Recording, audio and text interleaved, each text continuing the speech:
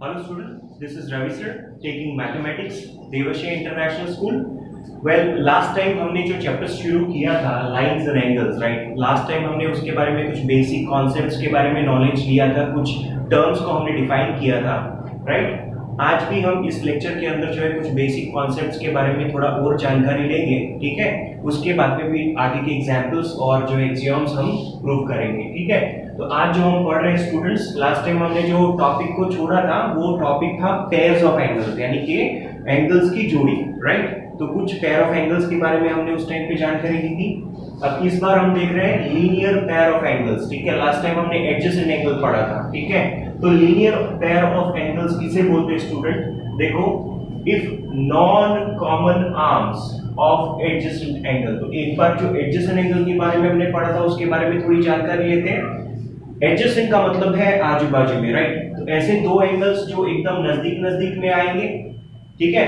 या फिर प्रॉपर तरीके से डेफिनेशन देनी है तो हम ऐसे बोलेंगे कि हम एडजेसेंट एंगल किसे बोलते हैं?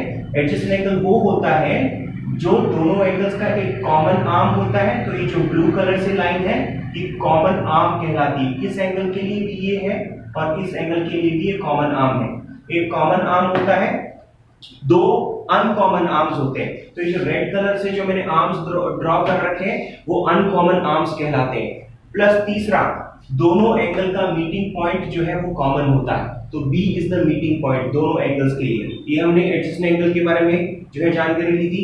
अभी लीनियर पेयर ऑफ एंगल्स क्या है, ठीक है। तो लीनियर पेयर ऑफ एंगल्स के बारे में डेफिनेशन है, इफ नॉन कॉमन आर्म्स, कौन से होते हैं नॉन कॉमन आर्म्स? AB और BC, ठीक है। If non common arms of adjacent angles forms a line, वो नॉन कॉमन आर्म को क्या बन जानी चाहिए स्टूडेंट्स? लाइन बन जानी चाहिए। If a non common arm of an adjacent angle forms a line, then those adjacent angles are called the linear pair of angles. Non common arm को line बन जानी चाहिए। देखो कैसे, मान लो मैं इस आर्म को एक बार जो है अपनी जगह से यहां से हटा करके मैं इसको थोड़ा सा यू ड्रॉ नहीं करके, अगर इस अनकॉमन आर्म को मैं अगर ऐसे ड्रॉ करता हूं, ठीक है। तो ये है ए, राइट। लास्ट टाइम इस तरह खड़ा था, अब इस तरह से नीचे की तरफ आया है ये अनकॉमन आर्म या non common arm A B और दूसरा है आर्म बी सी। तो ये दोनों नॉन कॉमन आर्म्स है और ये इस बार क्या बन चुकी है? सीधी लाइन बन चुकी है। पॉइंट ए बी और सी एक सीधी स्ट्रेट लाइन के ऊपर आती है। तो वही हुआ कि जो नॉन कॉमन आर्म है, आर्म ए बी और आर्म बी सी, वो क्या बन चुकी है? It forms a line. तो यहाँ पे एक सीधी स्ट्रेट लाइन बन चुकी है। इस केस में ये दोनों एंगल एडजेसेंट एंगल तो कहलाएंगे क्योंकि दोनों आजू बाजू में है, लेकिन ये लीनियर पेयर ऑफ एंगल्स भी कहलाएंगे। लीनियर का मतलब होता है सीधा, ठीक है। तो ये दोनों एंगल मिलकर के एक सीधी यहां पे लाइन बन जाती है, राइट। और जब हमेशा सीधी लाइन बनती है तो एंगल कितने का होता है? 180 डिग्री का एंगल होता है, राइट। तो ये लीनियर पेयर ऑफ एंगल्स बन गई है। क्यों? लीनियर का मतलब सीधा, दोनों एंगल मिलकर के एक सीधी लाइन बनती है, इसलिए इनको लीनियर पेयर ऑफ एंगल बोलते हैं। इसलिए भी लीनियर पेयर ऑफ एंगल बोलते हैं क्योंकि दोनों एंगल का एडिशन करने जाओगे तो 180 डिग्री मिलेगा। तो ये कहलाएगा आपका लीनियर पेयर ऑफ एंगल्स। इसका मतलब ये नहीं है कि ये एडजेसेंट एंगल नहीं है, एडजेसेंट एंगल भी है, लीनियर पेयर ऑफ एंगल्स भी है, ठीक है। तो ये हो गया लीनियर पेयर ऑफ एंगल्स का डेफिनेशन। उसके बाद में हम पढ़ रहे हैं वर्टिकली ऑपोजिट एंगल, ठीक है। अच्छा, इससे पहले मैं आपको यहाँ पे एक और चीज बता दूं कि हर एक linear pair of angles adjacent angle कहलाएगा। जैसे इस केस में लीनियर पेयर ऑफ एंगल्स हुआ, ये एडजेसेंट एंगल भी है क्योंकि दोनों एंगल्स आजू बाजू में है। तो हर एक linear pair of angles adjacent angle भी कहलाएगा, लेकिन हर एक एडजेसेंट एंगल लीनियर पेयर नहीं कहलाता। मान लो ये एडजेसेंट पेयर ऑफ एंगल मैं यहाँ पे ड्रॉ कर रहा हूं, ठीक है। एक ये एंगल हुआ, एक ये एंगल हुआ, ये एडजेसेंट एंगल है, लेकिन ये लीनियर पेयर नहीं है। क्यों? क्योंकि इसके अनकॉमन आर्म्स जो है वो एक सीधी लाइन नहीं बन रही है, राइट। तो एक अंडरस्टैंडिंग क्लियर है दिमाग में कि हर एक लीनियर पेयर ऑफ एंगल्स जो है वो एडजेसेंट एंगल भी होते हैं, लेकिन हर एक एडजेसेंट एंगल लीनियर पेयर नहीं होता है। ठीक है, नेक्स्ट जो हम डिस्कस कर रहे हैं that is vertically opposite angle. तो वर्टिकली ऑपोजिट एंगल देख लेते हैं। When two lines intersect at each other at a point से O, यानी कि दो लाइन इंटरसेक्ट कर रही है किसी पॉइंट पे जिसको हम बोल रहे हैं O। तो एक ये लाइन हो जाती है, मान लो एक ये लाइन हो गई। ठीक है, इसको मैं बोल देता हूं लेट्स टेक P, इसको Q, इसको R और इसको बोल देता हूं S। एक लाइन है PQ, दूसरी लाइन है RS। ये दो line when two lines intersect, वो क्या हो रही है, इंटरसेक्ट हो रही है कहां पे, each other at a point से O। कहां पे इंटरसेक्ट हो रही है, एट अ पॉइंट O। ठीक है, then there are two pairs of vertically opposite angle. तो उस केस में वर्टिकली ऑपोजिट एंगल की कितनी जोड़ियां बनेगी, टू पेयर्स। ठीक है, कौन से वर्टिकली ऑपोजिट एंगल होते हैं, नाम से ही पता चलता है, वर्टिकली एकदम आमने सामने, ऑपोजिट। ठीक है, वर्टिकली ऑपोजिट एंगल्स, एक ये एंगल उसके सामने ये वाला एंगल, ये कहलाएगा वर्टिकली ऑपोजिट एंगल, और एक ये एंगल और उसके नीचे ये वाला एंगल, ये भी कहलाएगा वर्टिकली ऑपोजिट एंगल। तो एक ये, ठीक है, और एक ये वर्टिकली ऑपोजिट एंगल बोलेंगे कैसे, angle POR and angle SOQ। और दूसरा एक और जो है वर्टिकली ऑपोजिट एंगल का दूसरा एक और पेयर है, एक ये वाला that is angle POS and angle ROQ।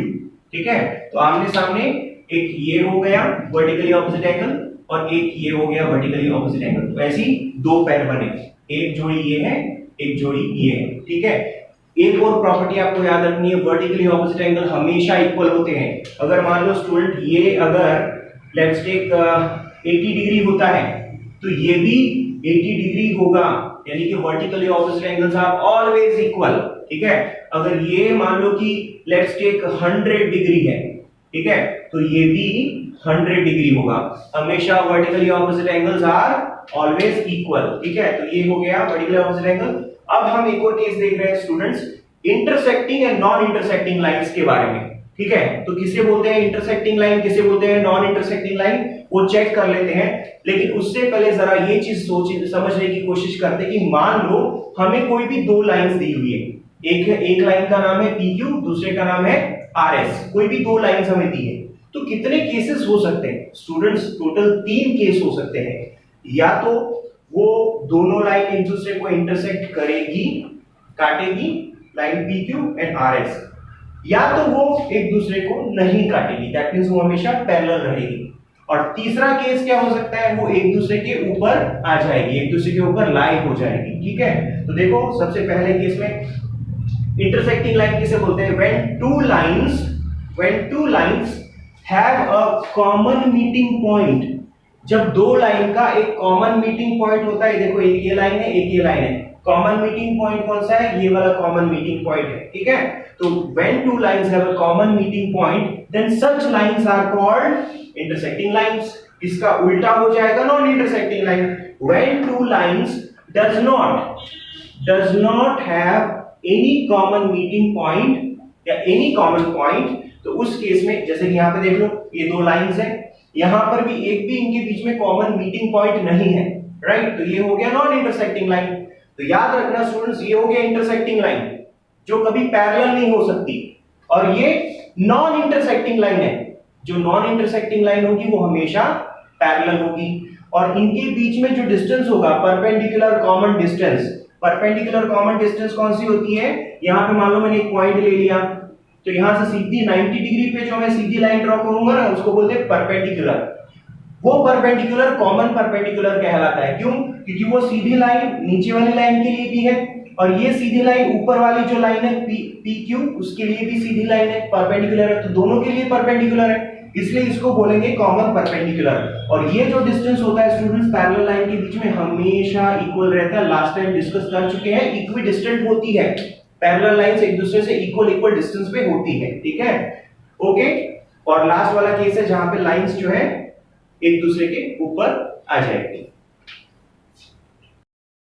Okay students, अब जो है हम कुछ एक्सियोम्स पढ़ेंगे, ठीक है, और एक्सियोम्स के फिर कॉन्वर्स भी पढ़ेंगे, और उसके बाद में हम पहला जो थ्योरम हमारे चैप्टर का दैट इज थ्योरम 6.1 वो हम फिर इसके बाद में लेने वाले हैं। तो सबसे पहले स्टूडेंट जो एक्सियोम 6.1 है और एक्सियोम 6.2 है, मैं आपको पहले से ही बता दूं कि ये दोनों एक दूसरे के कॉन्वर्स है। कॉन्वर्स मतलब इनवर्स भी बोल सकते हैं आप, उल्टा बोल सकते हो, ठीक है, जस्ट उल्टा केस। ओके, तो सबसे पहले हम एक्सियोम 6.1 देख लेते हैं, फिर एक्सियोम 6.2 देख लेंगे जो उसका कॉन्वर्स है, और फिर दोनों का हम जो है नीचे कंक्लूजन देने वाले हैं, ठीक है। तो सबसे पहले एक्सियोम 6.1 क्या बोल रहा है, ये बोल रहा है if a ray stands on a line, if a ray stands on a line. तो चलो उस हिसाब से हम अपना डायग्राम ड्रॉ करते हैं। एक हमने लाइन जो है ड्रॉ कर दी है, ठीक है।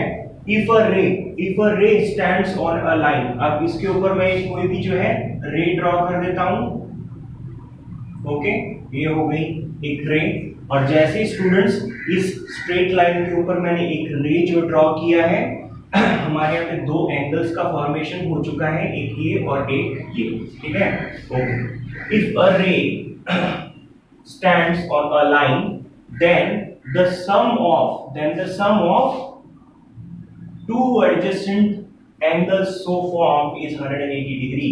that means यहाँ पे जो दो एंगल बन रहे हैं जिनको हम क्या बोलते हैं, एडजेसेंट एंगल, तो उन दोनों एडजेसेंट एंगल का एडिशन जो होगा वो जो है 180 होगा। इन दोनों एंगल का एडिशन कितना हो जाएगा, 180 डिग्री हो जाएगा। ये हमारा एक्सियोम 6.1 बोल रहा है if a ray stands on a line then the sum of two adjacent angles so formed is 180 degree, ठीक है। तो इसका मतलब ये हुआ, अच्छा इससे पहले हमने ये पढ़ रखा था कि कभी भी कोई दो एडजेसेंट एंगल का एडिशन 180 डिग्री हो तो उस केस में जो है एक हम उन एंगल्स को जो है एडजेसेंट एंगल के साथ साथ में एक और नेमिंग करते हैं, that is a linear pair angles, ठीक है। क्यों? क्योंकि दोनों एंगल्स मिल करके एक सीधी लाइन बन रही है, इसलिए हम क्या बोलते हैं, linear pair of angles. So we know when the sum of two adjacent angles is 180 degree, हम जानते हैं कि जब भी दो एडजेसेंट एंगल का एडिशन 180 डिग्री आता है, जो कि उस केस में आया है, then they are called linear pair angles. तो ऐसे वाले दोनों एडजेसेंट एंगल क्या कहलाएंगे, लीनियर पेयर एंगल्स कहलाएंगे, क्योंकि दोनों का एडिशन 180 डिग्री आया है। We can also write the converse of axiom 6.1। ये जो 6.1 हमने एक्सियोम पढ़ा उसका हम कॉन्वर्स भी पढ़ सकते हैं। क्या था 6.1, एक बार फिर से देख लेते हैं। जब भी एक सीधी लाइन के ऊपर एक रे जो है स्टैंड होती है, if a ray stands on a line, उस केस में sum of the adjacent angle is so formed is 180 degree, और फिर दोनों एडजेसेंट एंगल उस केस में लीनियर एंगल्स भी कहलाएंगे, लीनियर पेयर ऑफ एंगल्स भी कहलाएंगे। अब देख लेते हैं कॉन्वर्स। उस केस में सबसे पहले मेंशन क्या हुआ, if a ray stands on a line, तो यहाँ पे उल्टा शुरू होगा, if the sum of two adjacent angle is 180 degree, ठीक है। If the sum of two adjacent angle is 180 degree then the ray stands on a line, ठीक है। अगर कोई भी दो एडजेसेंट एंगल का एडिशन 180 डिग्री होता है तो एक रे जो होती है उस लाइन के ऊपर स्टैंड करती है, तो उसका जस्ट उल्टा हो चुका है, ठीक है। इसी केस में जो है हम ऐसा समझ सकते हैं कि जो नॉन कॉमन आर्म्स होते हैं they form a line. Adjacent angle के अंदर स्टूडेंट्स ये वाली जो रे होती है इसको हम कॉमन आर्म बोलते हैं, और ये वाली आर्म्स को हम नॉन कॉमन आर्म्स बोलते हैं। तो दोनों के दोनों नॉन कॉमन आर्म्स जो हैं वो मिलकर के क्या बनती है, वो मिलकर के एक सीधी लाइन बनती है। जैसे कि मान लो मैं इनका नेमिंग कर देता हूं,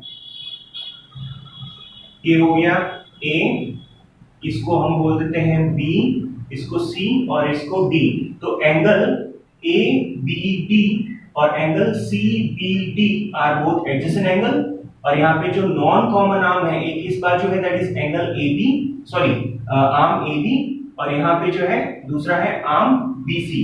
ए बी और बी सी जो है दोनों आर्म्स कहलाएंगे नॉन कॉमन आर्म्स, और वो नॉन कॉमन आर्म्स दोनों मिलकर के क्या बन जा रही है, एक सीधी लाइन बन जा रही है। अब हम देख लेते हैं एक्सियोम 6.1 का जो है कॉन्वर्स, यानी कि उसका कॉन्वर्स हम देख चुके हैं। अब हम देख रहे हैं 6.2 जो है वो एक्सियोम 1 का जो है ठीक विपरीत है। If the sum of two adjacent angles is 180 degree, यहाँ पे शुरुआती कहां से हुई है, कि मान लो दो एडजेसेंट एंगल का एडिशन कितना आएगा 180 डिग्री, तो उस केस में जो नॉन कॉमन आर्म्स होंगे स्टूडेंट्स वो हमेशा एक सीधी लाइन बनेंगे, of the angles will form a line. ठीक है, तो जो हमने यहाँ पे देख लिया है। ठीक है, अब इतना सारा पढ़ेंगे, मैं फिर से आपको थोड़ा है ना शॉर्ट में समझा दूं एक्सियम 6.1 क्या बोल रहा है, 6.2 क्या बोल रहा है, और दोनों एक दूसरे के उल्टा कैसे हैं। 6.1 क्या बोल रहा है, if a ray stands on a line, एक रे जो है एक लाइन के ऊपर अगर खड़ी है तो उस केस में दो एडजेसेंट एंगल बनेंगे, वो दोनों एडजेसेंट एंगल का एडिशन होगा 180 डिग्री, तो उस वजह से जो नॉन कॉमन आर्म्स होंगे वो एक सीधी लाइन बन जाएगी। ये होती है 6.1। और जो है 6.2 क्या बोल रहा है, पहले से ही बोल रहे हैं, यहाँ पे कुछ मेंशन नहीं किया कि एक रे है जो एक लाइन के ऊपर खड़ी है, इट स्टैंड्स ऑन लाइन, ऐसा मेंशन नहीं कर रहे हैं, वो स्टार्टिंग से ही बोल रहे हैं the sum of the two adjacent angle is 180 degree, दो एडजेसेंट एंगल का एडिशन 180 डिग्री आए तो नॉन कॉमन आर्म्स जो है वो एक सीधी लाइन बन जाती है। ठीक है, तो ये हो गया कॉन्वर्स उसका। अब 6.1 एक्सियम और 6.2 एक्सियम जो है उन दोनों को एक साथ में जो है कंबाइन करके जो है कंक्लूजन दिया गया है कि दोनों एक्सियम पढ़ के और ऑब्वियस रीजंस की वजह से हम इन दोनों एक्सियम्स को 6.1 को और 6.2 को एक साथ में स्टूडेंट्स हम बुलाते हैं लीनियर पेयर एक्सियम्स। ठीक है, so for obvious reasons the two axioms about together, यानी कि एक साथ में दोनों एक्सियम्स को हम क्या बोलेंगे, लीनियर पेयर एक्सियम्स। ठीक है स्टूडेंट, अभी हम थ्योरम 6.1 जो है वो देखेंगे और उसको हम प्रूव भी करेंगे। इससे पहले हमने एक्सियम 6.1 और एक्सियम 6.2 किया था, दोनों का कन्वर्स किया था और दोनों को एक साथ में हम लीनियर पेयर एक्सियम्स बोलते हैं। हम सबसे पहले थ्योरम 6.1, तो थ्योरम 6.1 क्या बोल रही है, if two lines intersect each other, अगर कोई भी दो लाइन एक दूसरे को इंटरसेक्ट करे, then the vertically opposite angles are equal, तो उस केस में जो vertically opposite angles होंगे वो हमेशा एक दूसरे के इक्वल होंगे। और vertically opposite angles किसे बोलते हैं हमने लास्ट टाइम देख लिया था, सो एक बार फिर से देख लेंगे। हम जो है डायग्राम ड्रॉ करते हैं। if two lines intersect each other, देखो ये एक लाइन है, ठीक है, इसको मैंने बोल दिया है A B, फिर एक दूसरी लाइन में ड्रॉ कर रहा हूं ए बी, और इसको बोल देता हूं मैं सी और इसको डी। ठीक है, अब ये दो लाइन एक दूसरे को इंटरसेक्ट कर रही है और जो जिस जगह पे वो एक दूसरे को इंटरसेक्ट कर रही है वहां पे कॉमन पॉइंट बनता है, तो उसको हमने बोल दिया O। ठीक है, अब स्टूडेंट्स यहाँ पे वर्टिकली ऑपोजिट एंगल्स कौन से हैं, एक ये एंगल, इसके ऑपोजिट में ये एंगल, ये दोनों जो है वर्टिकली ऑपोजिट एंगल कहलाते हैं। ठीक है, तो ये एंगल हो गया और एक ये एंगल हो गया, इनको वर्टिकली ऑपोजिट एंगल्स बोलते हैं। और एक पैर तो ये हो गया और दूसरा जो पैर है वो एक ये एंगल हो गया और एक ये एंगल हो गया। ठीक है, तो ये दूसरी वाली पैर है। थ्योरम के अंदर ऐसा बोला है कि जब भी इस तरह से दो लाइन एक दूसरे को इंटरसेक्ट करती है तो उस केस में जो वर्टिकली ऑपोजिट एंगल्स होते हैं वो एक दूसरे के इक्वल होते हैं। दैट मींस अगर 30 डिग्री है तो ये भी 30 डिग्री होगा। ठीक है, अगर ये मान लो कि 50 डिग्री है तो ये भी 50 डिग्री होगा। Vertically opposite angles are always equal. तो ये चीज हमें प्रूव करनी है। तो सबसे पहले स्टूडेंट्स हम जो है प्रूव करते हैं, तो प्रूव वाले सम्स में हम सबसे पहले जो है गिवन के अंदर सबसे पहले इंफॉर्मेशंस लिखते हैं। ठीक है, तो जो चीज हमें दी होती है दैट वी विल राइट। ठीक है, तो गिवन के अंदर हमें क्या दिया, सिर्फ इतना बताया है, two lines intersect each other, तो हम वही लिख देंगे। गिवन में क्या दिया है, सिर्फ इतना दिया है, two lines intersect each other. ठीक है, इसके बाद में स्टूडेंट्स हमें प्रूफ क्या करना है तो वो भी लिखना पड़ेगा। That means to prove. Okay, क्या चीज प्रूव करनी है, हमें vertically opposite angles are equal है ऐसा प्रूव करना है। तो कौन से वर्टिकली ऑपोजिट एंगल्स हैं, angle A O C and is equal to angle B O D, ये चीजें बतानी। फिर हमें ये बताना है कि angle A O D is equal to angle B O C. ठीक है, तो ये चीज हमें यहाँ पे प्रूव करनी है। क्या क्या, angle A O C AOC is equal to angle BOD। ठीक है, एक ये चीज प्रूव करनी है। और क्या प्रूव करना है? Angle AOD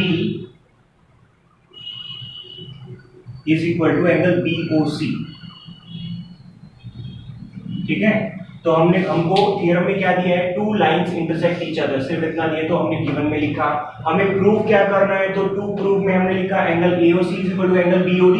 angle AOC this angle is equal to angle BOD, that means this angle. और क्या प्रूव करना है? Angle AOD is equal to BOC। Angle AOD that means this angle is equal to BOC, that means this angle.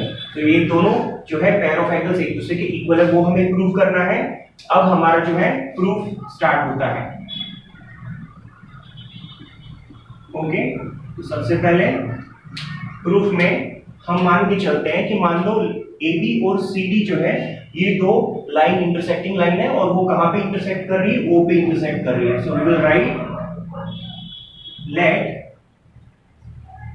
AB and CD be two lines intersecting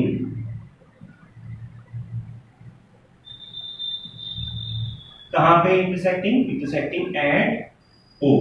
late be AB and CD be two lines intersecting at O। तो उस case में students we have two pairs of vertically opposite angles. ठीक है, मैंने short में लिखा है, but आपको नहीं लिखना है शॉर्ट में, वर्टिकली ऑपोजिट एंगल्स। तो उस केस में हमारे पास में दो जो है पैर्स बनते हैं वर्टिकली ऑपोजिट एंगल्स के। कितने पैर? Two pairs. पहला हम लिख देते हैं रोमन को 1 करके। कौन सा पैर बनता है? एक ये एंगल और एक ये एंगल। इस एंगल को बोलेंगे एंगल AOC, उसको BOD। ठीक है, तो angle AOC and angle BOD, एक ये बनता है। दूसरा पैर कौन सा बनता है? ये वाला और ये वाला, angle AOD angle BOC। AOD and angle BOC। ठीक है, तो इस केस में we have two pairs of vertically opposite angle, और दोनों के दोनों जो है पैर हमने बता दिए हैं। अब students now as you can clearly see ray OA, सिर्फ OA को हम देखेंगे तो यहाँ पे O पे एंड पॉइंट है और A पे जो है आगे एरो हेड है, तो ये जो है रे कहलाएगा। तो ये जो OA जो रे है ये CD के ऊपर जो है स्टैंड करती है, राइट। तो रे OA, और रे OA को कैसा लिखते हैं? ऐसा। ठीक है, रे OA stands on line CD। कौन सी? Line CD। ठीक है, तो अगर ये रे इस लाइन के ऊपर स्टैंड करती है तो ये दोनों एंगल जो है, ये दोनों एंगल मिल करके लीनियर पेयर बनाएंगे और उनका एडिशन 180 डिग्री होगा। तो हम लिख सकते हैं this angle plus this angle is equal to 180 degree. तो angle AOC plus angle AOD। ठीक है, angle therefore angle AOC plus angle AOD is equal to 180 degree. ठीक है, इसको हम जो है इक्वेशन 1 बोल देंगे, और फिर हम यहाँ पे रीजन लिखेंगे क्यों ऐसा आया, दोनों एंगल मिलकर के 180 डिग्री हुआ। ये दोनों मिलकर के क्योंकि linear pair axiom, linear pair axiom. ठीक है, ओके। अब इसके बाद में अगेन जैसे OA रे था वो CD के ऊपर स्टैंड करता है, उसी तरीके से स्टूडेंट्स OD जो रे है, O से लेके D, ये जो रे है AB के ऊपर स्टैंड करता है। ठीक है, तो रे OD स्टैंड्स ऑन AB। रे OD stands on AB, line AB। तो उस केस में भी हम बता सकते हैं जब ये रे इस लाइन पे स्टैंड करती है तो इन दोनों का एडिशन भी 180 डिग्री होगा क्योंकि लीनियर पेयर्स है वो। ठीक है, तो फिर एंगल AOD एंगल BOD। ठीक है, therefore angle AOD plus angle BOD is equal to 180 degree. तो ये हो गया इक्वेशन 2 और यहां पर भी स्टूडेंट्स रीजन सेम ही होना चाहिए, दैट इज लीनियर पेयर एक्सियोम्स। ठीक है, अब स्टूडेंट्स दो इक्वेशन हमारी बन चुकी है, अब इन दोनों इक्वेशन को हम कंपेयर कर रहे हैं। Comparing 1 and equation 2 we have, हम इक्वेशन 1 और इक्वेशन 2 को कंपेयर कर रहे हैं। अब देखना स्टूडेंट, इक्वेशन 1 बोल रही है AOC plus AOD 180 degree, equation 2 बोल रही है angle AOD plus angle BOD वो भी 180 डिग्री। मतलब स्टूडेंट्स दोनों की दोनों इक्वेशन का जो आपको राइट हैंड साइड दिख रहा है दैट इज इक्वल। तो हम इन दोनों इक्वेशन को कंपेयर करके ये बता सकते हैं कि उनके लेफ्ट हैंड साइड भी जो है वो इक्वल होंगे। जब भी कोई दो इक्वेशंस में दोनों के दोनों इक्वेशंस में उनका RHS इक्वल हो तो उनका LHS भी जो है इक्वल हो जाएगा, उनको भी हम कंपेयर कर सकते हैं। वो रीजन हमने एक एक्सियोम में पढ़ा है और इसके बाद में रीजन में हम वो एक्सियोम भी लिख देंगे। ठीक है, तो चलो सबसे पहले इन दोनों इक्वेशन को कंपेयर कर लेता हूं। Angle AOC plus AOD, angle AOC plus angle AOD is equal to this thing LHS is equal to this LHS AOD plus BOD, angle AOD plus angle BOD। ठीक है, अब यहाँ पे देखो इस इक्वेशन में स्टूडेंट्स AOD और यहाँ से AOD दोनों एंगल कट हो गए, सिर्फ ये दो बचा। हमने RHS इक्वल है ऐसा करके हमने LHS को कंपैरिजन कर दिया कि अगर उनके RHS इक्वल होंगे तो उनके LHS भी इक्वल होंगे। इसका एक रीजन एक एक्सियोम में हम पढ़ते स्टूडेंट्स, कौन सा एक्सियोम है? Because things which are equal to the same thing are equal to one another। ठीक है, things which are equal to the same thing, things which are equal to the same thing are equal to one another। This thing is equal to this, again this thing is equal to this, that means these two are also equal। ठीक है, अब हमने comparison करके दो angles को cancel किया तो finally actually क्या बचता है students? Angle AOC is equal to angle BOD, angle AOC is equal to angle BOD। ठीक है, angle AOC is equal to angle BOD, angle AOC that means this is equal to BOD, this that means these two angles are equal। हमने एक पैर जो है वो equal बता दिया है। ठीक है, vertically opposite angles are equal. अब हमें ये बताना है that is angle AOD is equal to angle BOC, second वाला पैर ये बता चुके हैं, ये भी बताना है। तो स्टूडेंट इसके लिए भी इतना सारा हमें फिर से करने की जरूरत नहीं है, हम सिंपली लिख सकते हैं similarly.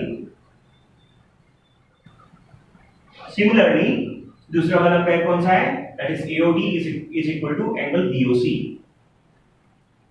AOD is equal to angle BOC।